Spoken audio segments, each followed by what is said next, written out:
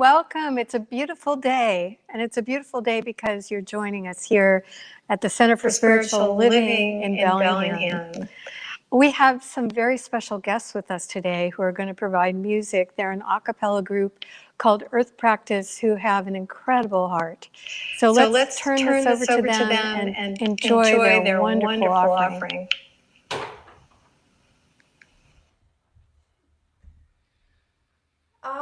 The connectedness of all things. The connectedness of all things. Oh, we beat as one heart. We beat as one heart. We beat as one heart. We beat as one heart. The connectedness of all things. The connectedness of all things. Oh, we beat as one heart. We beat as one heart. We beat as one heart. We beat as one heart. The connectedness of all things. The connectedness of all things. Oh, we beat as one heart. We beat as one heart. We beat as one heart. We beat as one heart. Not separate or apart. We beat as one heart. Not separate or apart. We beat as one heart. We beat as one heart. We beat as one heart. We beat as one heart. We beat as one heart. You're your lover, you're your friend, and that never will end. You're your lover, you're your friend, and that never will end. We beat as one heart. We beat as one heart. We beat as one heart. We beat as one heart. The connectedness of all things. The connectedness of all things. Oh, we beat as one heart. We beat as one heart. We beat as one heart. We beat as one heart. Not separate or apart. We beat as one heart. Not separate or apart. We beat as one heart. We beat as one heart. We beat as one heart. We beat as one heart. We beat as one heart. You're your lover, you're your friend, and that never will end. You're your lover, you're your friend, and that never will end. We beat as one heart. We beat as one heart. We beat as one heart. We beat as one heart. The connectedness of all things. The connectedness of the connectedness. We beat as one heart. We beat as one heart. We beat as one heart. We beat as one heart. Beat as one heart. Beat as one heart. Wow, that was wonderful. Thank you, Earth Practice. My name is Phillip. I am today's practitioner of the day. So welcome everyone, and please join me for an opening invocation. So know with me that there is only one divine presence, one divine mystery, one divine love. And I am connected to this one divine mystery, one divine love, one divine life. And so are you. And so I welcome, Spirit. I welcome you to today's service and know that today is a perfect day. I choose to live in light. I choose to live in love. I choose to live with all. And so with that, I release these words to Spirit, to the law, and know that all is well. And so it is. And just a reminder, we do have morning, weekday practitioner prayers. Just go to our website. There is a link there to connect via Zoom. And hope you can make it this week. Enjoy today's service, today's talk by Dr. Andrea. And now we'll go back to Earth Practice for another song. Thank you.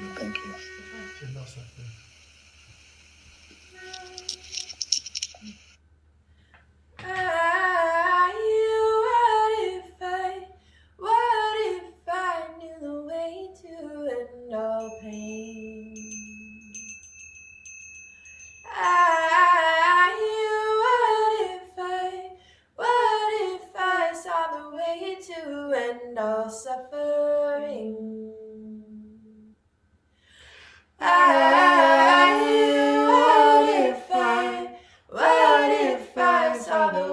to end all pain.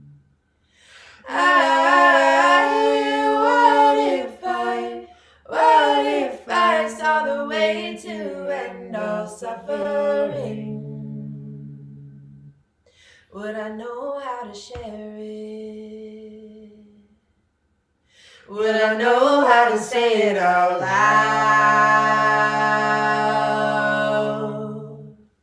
If I saw it with my inside eyes, would I need to tell you? Or would it be found in you too?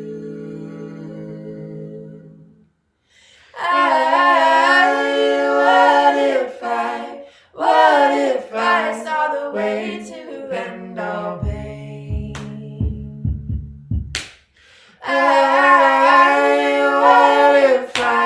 What if I saw the way to end all suffering?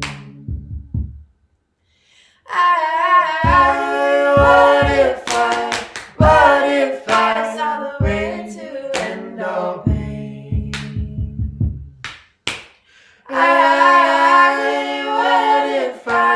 What if I saw the way to end all suffering? Would I know how to share it? Would I know how to say it out loud? If I saw it with my inside eyes, would I need to tell you? Would I need to tell you? Would I need to tell you? Would I need to tell you? Would I need to tell you? Would I need to one? Would I need to tell you? Would I need to tell you? Would I need to tell you? Would I need to Tell you?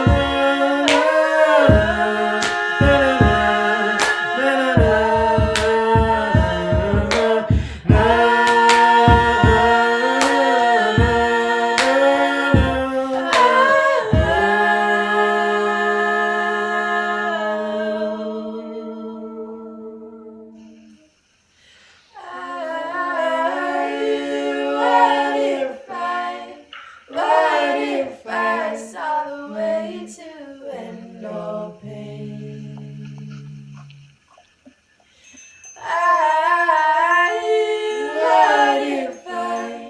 What if I saw the way to end all suffering?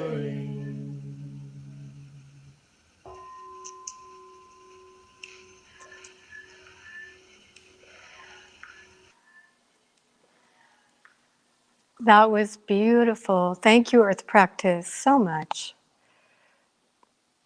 Lovely. So here we are. And my topic for today has to do with the monthly theme, which is the joy of interbeing. And the actual topic is decision for today. I don't know about you, but I am a total fan of Jane Goodall. And I got to see her in person. And this is one of the things she said. She said, you cannot get through a single day without having an impact on the world around you. What you do makes a difference. And you have to decide what kind of difference you want to make.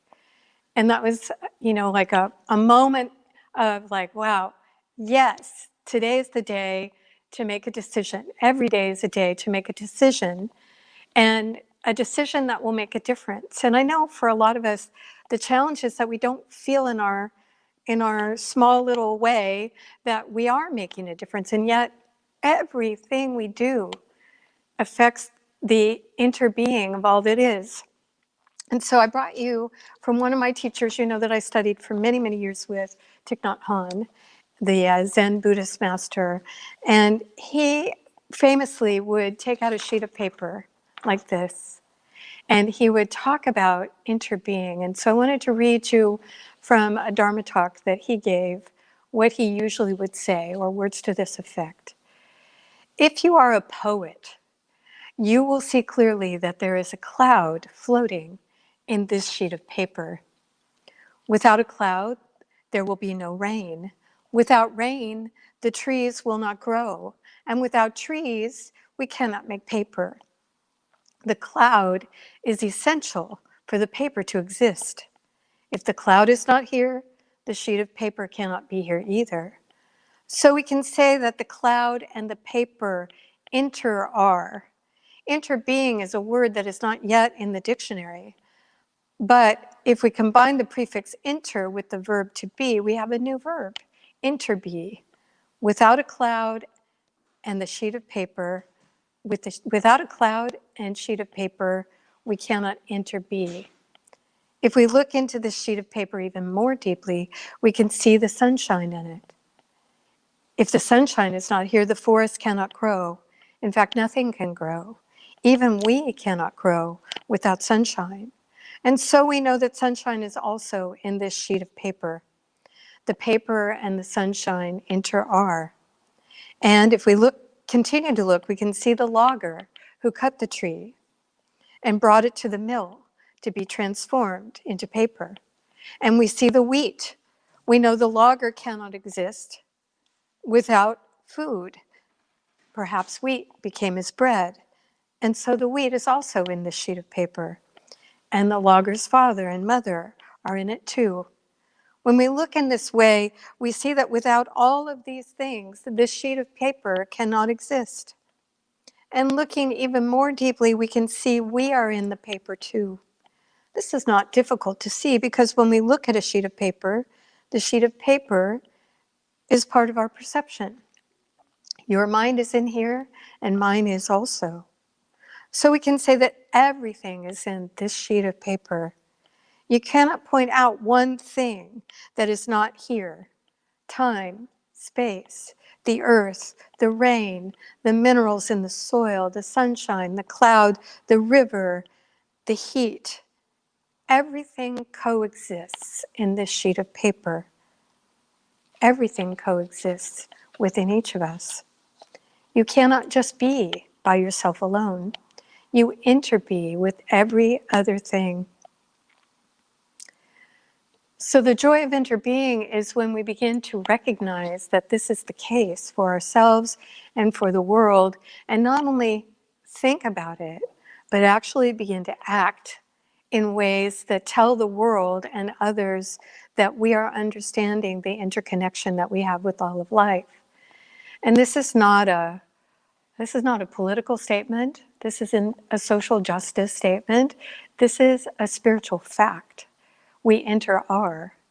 Interbeing is the nature of all that is. And so when we say in our prayers, I am one with, we really mean it. We mean it in every single way possible. And because we're one with all life, here and everywhere, we have a decision to make today about how we will make a difference in the incredible vast web that we're connected to and in. And so I thought about a lot of things. I'm reading a book, maybe you've already read it, called Braiding Sweetgrass. It's really a great book. And I was going to read it to you, but I'll just tell you that in the beginning part of the book, the writer is a professor of ecology at a college, a university. And she was sharing that she came into her regular class that she does Monday, Wednesday, Friday, and had given the students a survey. And these are all third-year students in sustainability and ecological studies and whatnot. And one of the questions on the survey was, what do you think of the interaction between humanity and the rest of nature and the world? And without a doubt, almost every student said bad. It's a bad relationship. It's a bad mix. It's not good. And a little bit later in the survey, she asked, well, what positive benefit could humanity have as we work with the environment?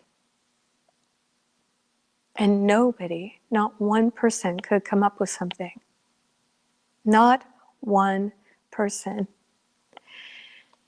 And so as a professor, she had her mind blown at that moment. And after class, talked with her class about that and realized that because they had been studying for so long the impact, the negative impacts on the planet and the environment that we all as sacred humans have been having, their vision had been truncated by the destruction that they were seeing in so many different ways. And they couldn't see a beneficial outcome. Now, I think, my friends, that that applies to you and to me in a couple of ways, and I wanted to share with you what that made me think about. And also, I've had an incredible week. I wish I could talk to you for hours because this has been an astonishing week in many ways. We had to put our dog down this week. And you know, if you have an animal and you've had to do that, the doorway of grief is wide and deep and difficult. It's a difficult crossing. But because I've grieved a lot in my life, and maybe you have too, I also see that grief opens us to the spiritual realm in ways that sometimes our spiritual vision has closed. And so I was on alert to see what my vision would bring me, and it brought me a whole bunch of things. So I was thinking about the assumptions that we make and how they impact our decisions and how they impact how we feel we make a difference or not in the world. So you may remember, if you've been attending our center at all, that I often would have a whiteboard up here. And so imagine that I have a whiteboard. It's too shiny for the whiteboard today, which is lovely in Bellingham to have a shiny day. And so I would have 4 big boxes. And in the first box up here, there would be assumptions. And then there's an arrow over to the second box over here that says gathering evidence to prove the assumption. And then the arrow goes down, and in the third box it says acting as if the assumption is true. And then in the fourth box, around us, everybody reacts to us in a way that, arrow up, proves the assumption again. So we're in a loop often with our assumptions. The problem with that is that often our assumptions are not correct. We have gotten a wrong perception, and we don't know it because the way our mind works is we make an assumption and then we begin to gather evidence to prove the assumption is true. So I was realizing in my many conversations this week with some extraordinary people that one of the assumptions was mirrored in those students, those third-year students of ecology, that many of us are making. And the assumption is that, to put it in dark humorous terms, we're gonna die, right? That's how a lot of us are feeling. It's like, either from the virus or from climate change or from name your poison, we're gonna die and it's gonna be awful and it's gonna be terrible and we're part of the problem, and those are the assumptions we're making. Now, I gotta tell you, we are gonna die. That is true. But not necessarily in the way that most people are fearing. And what I wanted to bring you was what one of the awesome people that I encountered this week had to say. Her name is Robin Solnit. And this is what she says. She's a scientist and an educator. We have undergone a revolution in our understanding of human nature in the past few decades. It has overthrown assumptions laid down in many fields that human beings are essentially selfish and our needs essentially private, for material goods, erotic joys, and family relationships. In disciplines as diverse as economics, sociology, neuroscience, and psychology, contemporary research reveals that human beings originate as compassionate creatures, attuned to the needs and the suffering of others. kind of like what Earth Practice was singing about. Contrary to the 1960s, quote unquote, tragedy of the commons argument that we are too selfish to take care of systems, lands, and goods owned in common, variations on such systems could, and in many places, do very well. Disaster sociologists have also documented and demonstrated that during sudden catastrophes, such as earthquakes and hurricanes, ordinary human beings are brave, improvisationally adept, deeply altruistic, and often find joy and meaning in the rescue and rebuilding work they do as inspired self-organizing volunteers. Data also shows that it is hard to train soldiers to kill. Many of them resist in subtle and overt ways and are deeply damaged by the experience. There is evidence from evolutionary biology, sociology, neuroscience, and many other fields that we need to abandon our assumptions for a sweeping new view of human nature. I could go on and on. She's really a great writer. But what I want you to realize with me that I realized this week is that, yes, our assumptions often drive us in a direction that is not only not beneficial for ourselves to be feeling and knowing. I'll give you an example of that. I'm a Facebook user, and I was on Facebook the other day, and I can't even tell you. It probably had to do with wearing masks, that's my guess. But there was this whole thing about how fundamentally selfish human beings are. And yet the data shows that that's not true, that that's actually not a true assumption. But if you believe that assumption and you begin to gather evidence to prove that assumption, you certainly could. And then you could start relating to people as if they were selfish. And when you relate to people as if they're selfish, they don't like it. And they begin to back away and be defensive and validate your assumption so that then you go back to making it again. You see how that works? And so what if we had some different assumptions that were based in a different way of looking at life and ourselves and others? What if our assumption was that fundamentally sacred humans were born sacred, that they have a connection to the earth and a connection to other species and a connection to other sacred humans that calls them into joyous, selfless action when they realize that something is amiss? What if we began to invest ourselves in that assumption and gather evidence that that might be true? What would happen? And the reason I bring this to you is I was also having an extraordinary conversation at a wedding. And this group of people, a very small wedding, of course, because of safety precautions, but this particular person who was talking to me was talking about how there are so many people worldwide that are banding together to really begin to educate and open the doorway of perception to the people in their bioregion about how to have not just a sustainable life, but a regenerative life. A life that not only kind of keeps it kind of going as best we can, but actually goes far beyond that into regenerating the planet, revitalizing the systems of the earth. This is a huge group of people worldwide that are doing this work in the regions that they live in. Maybe you knew that. I wasn't aware of that.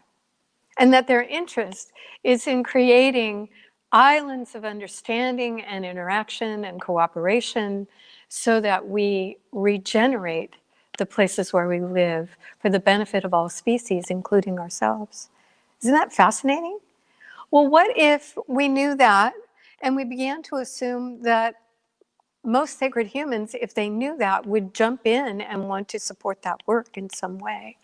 Would it mean changes for us? Of course it would. Of course it would, because the path we're walking on right now is not sustainable, much less regenerative. So how do we do that? And here's the other thing that happened this week. Oh, I wish I could talk to you longer.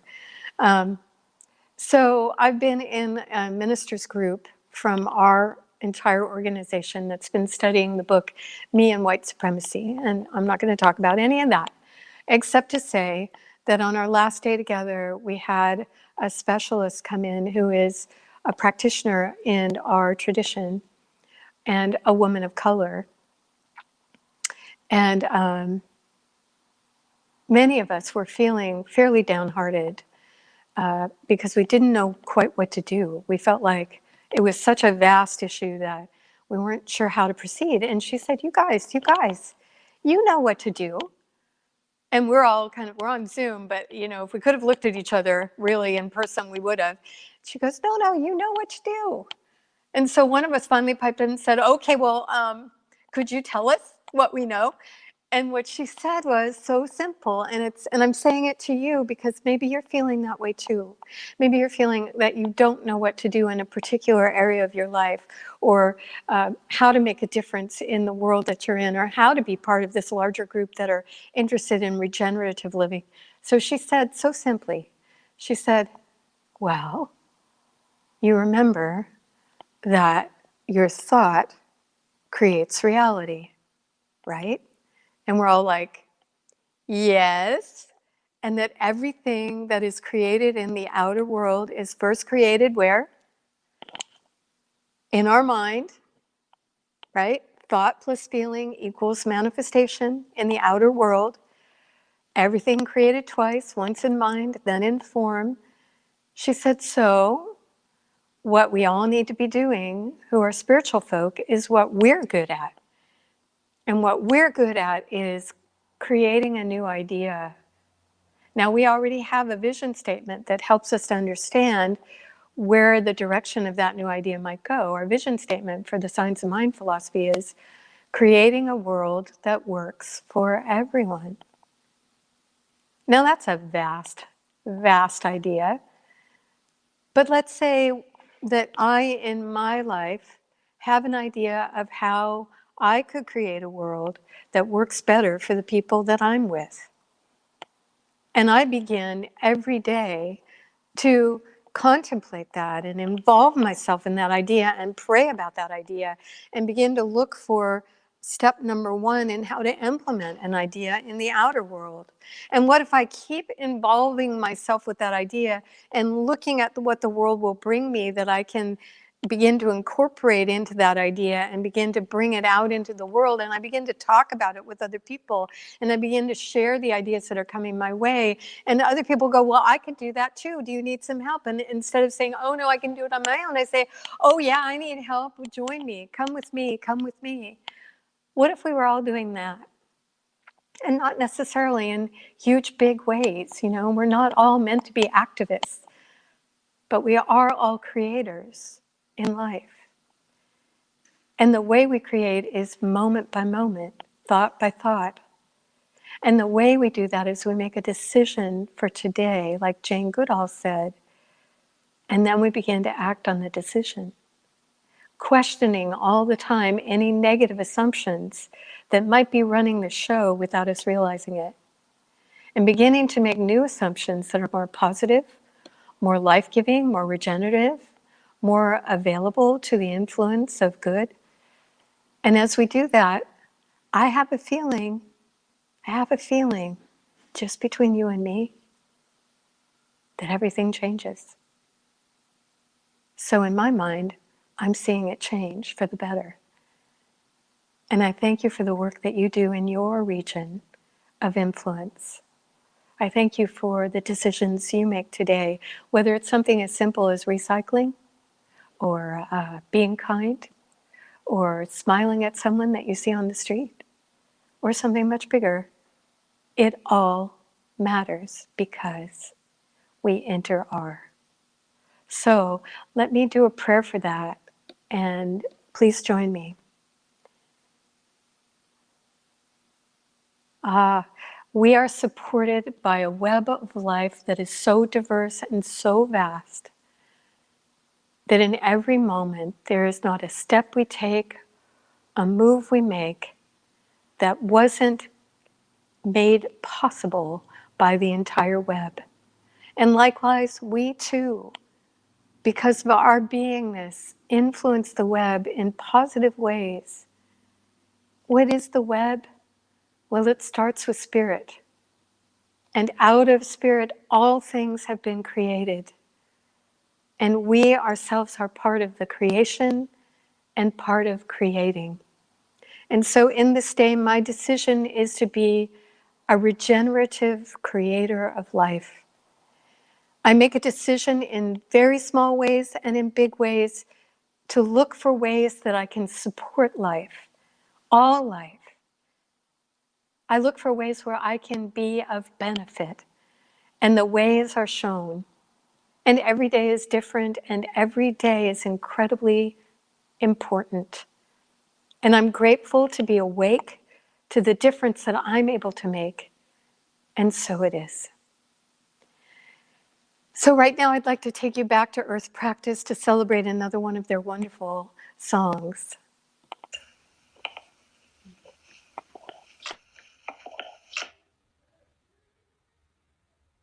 What does it mean to be free?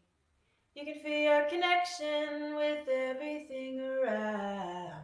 What does it mean to be free? You can feel your connection with everything around. What does it mean to be free? You can feel your connection with everything around. What does it mean to be free? You can feel your connection with everything around.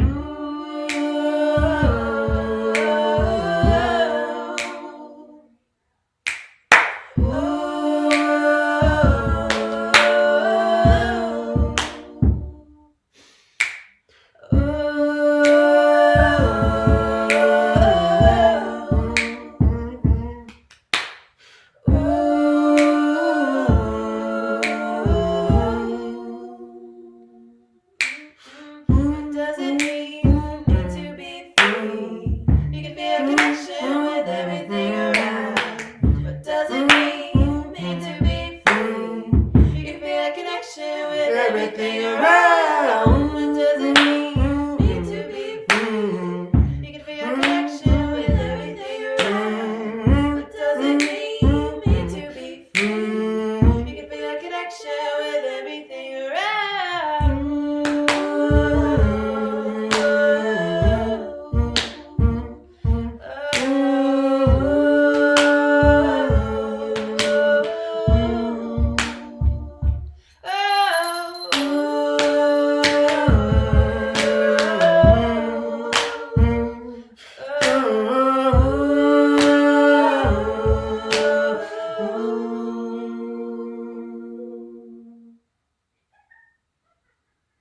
Thank you so much. We get to hear them one more time. Thank you so much. We get to tell hear you a them. few announcements while I have you, because you might want to be involved in some way with the center. There's some things happening here locally, but there's things that you can join in no matter where you're from. So think about that. First of all, I wanted to let you know that, as Phillip mentioned after his invocation, the practitioner staff has been seeking ways to make a difference in your life. And one of the ways that they have come up with is to offer a daily prayer Monday through Friday at 7 a.m. Via Zoom. And so you get to see them, they get to see you, and they offer just a really beautiful, it's like 5-minute prayer to start your day. And so if you would like to avail yourself of the prayer, the Zoom link is a recurring link, so you can go to our website, get the link, save it, and any morning where you need a little bit of a boost or an opportunity to see maybe some folks that you love and hear a prayer from one of them, you have the link and you can just join right in. I will say, though, that we start right on time, and so we leave the waiting room open to 7:01, and then we start right into prayer. So be on time and take advantage of that if you would like. We started our garden parties last week, and they're mythic. The weather here has been incredible, and so to watch people in our beautiful upper meadow working on soul collage cards or meditating to the sound of the wind in the trees has just been spectacularly beautiful, very small groups because we're following safety guidelines. And many of our garden parties are full, but not all of them. And so we would like to invite you in if you're here locally, if you would like to take part.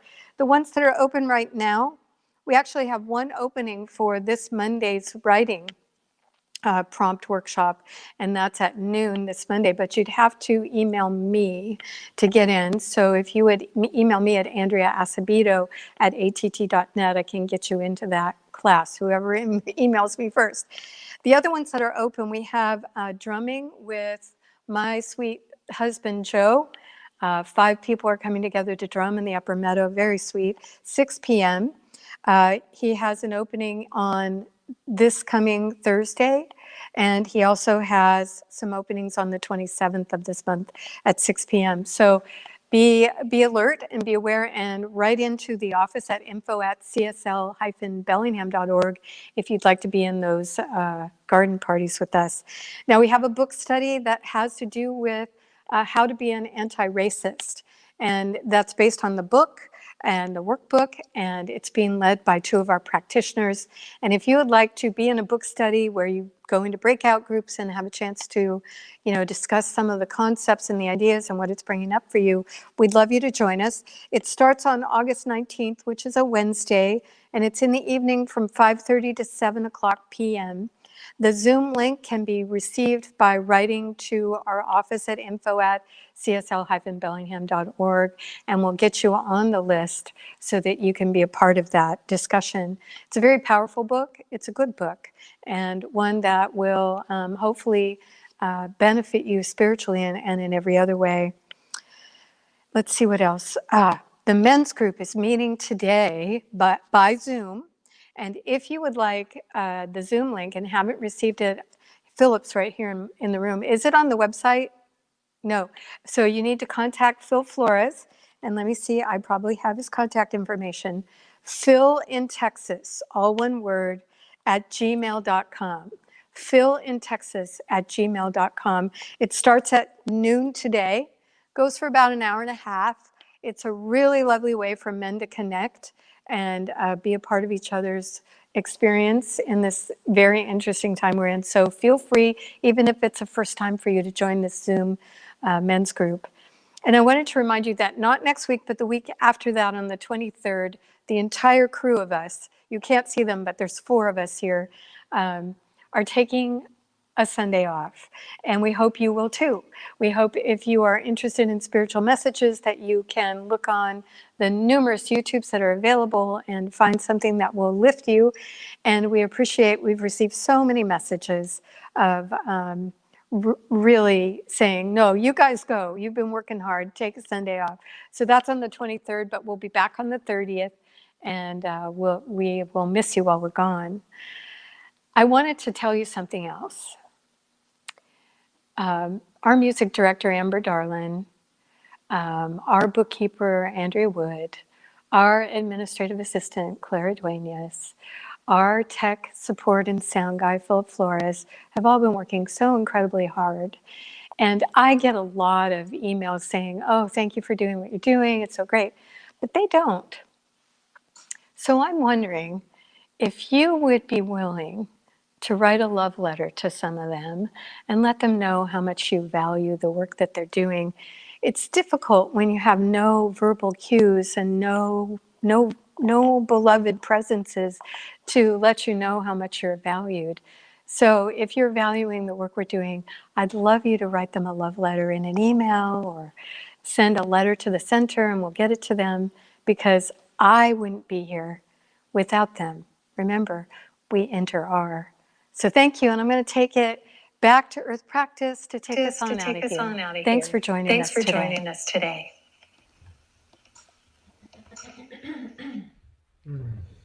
Thanks for having us. We love being with you all today. Yeah, thank you so much. Yes.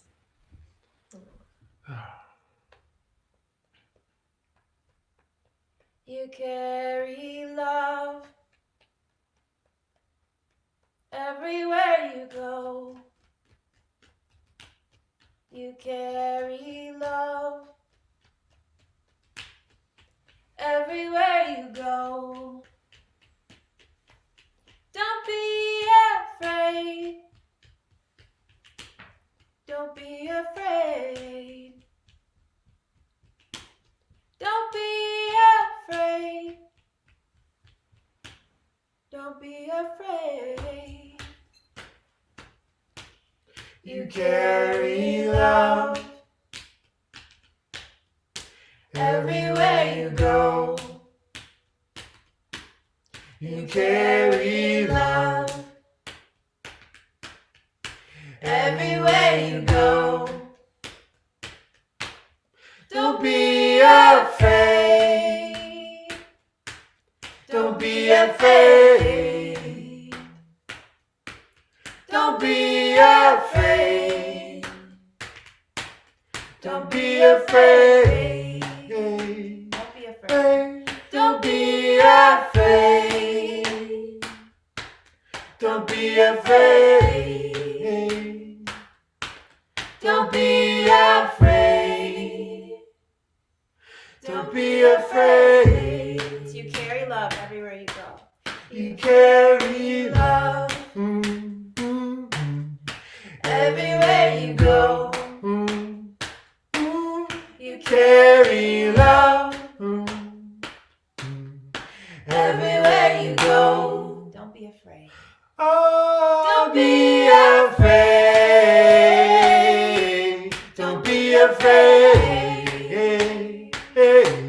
Don't be afraid. Don't be afraid. Don't be afraid. Don't be afraid. Don't be afraid. Don't be afraid. Don't be afraid. Don't be afraid. Always right. Don't be afraid. Never alone. Don't be afraid. Always right here. Don't be afraid. Never alone. Always right here. Don't be afraid. Don't be afraid. Don't be afraid. Don't be afraid. Don't be afraid. Don't be afraid.